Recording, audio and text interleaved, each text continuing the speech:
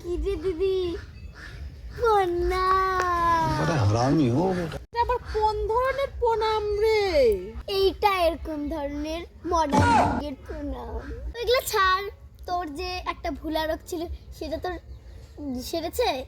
ও সেরেছে তো, কিন্তু আমি একটা জিনিস বুঝতে পারছি না, আমার চশমাটা কোথায় গেল? আরে কেন, তোর মাথার পুরে? ও সরি ভুলেই গেছিলাম। আমার চশমা এই যে। কি রে, তুই না চশমা পরতিস না? কবে থেকে পড়তে শুরু করলি? আমি তো এটাও ভুলে গেছি, আমি সত্যি তো চশমা পরি না। ইস, এটা কার চশমা?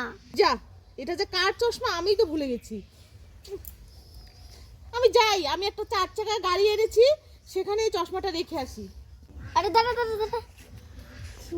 তুই তো হেঁটে হেঁটে এসেছিলি।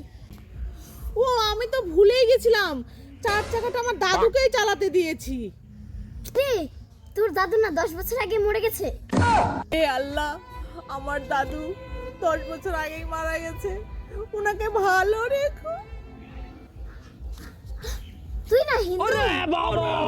দেখ, আমি তো ভুলেই গেছিলাম যে আমি হিন্দু। আরে তুই তো ভুলে গেছিস যে তুই ছেলে না, তুই মেয়ে। আমি তো ভুলেই গেছিলাম যে আমি সত্যি তো ছেলে নয় মেয়ে। আমি এত ভুলে যাই, সত্যি আমি মেয়ে না।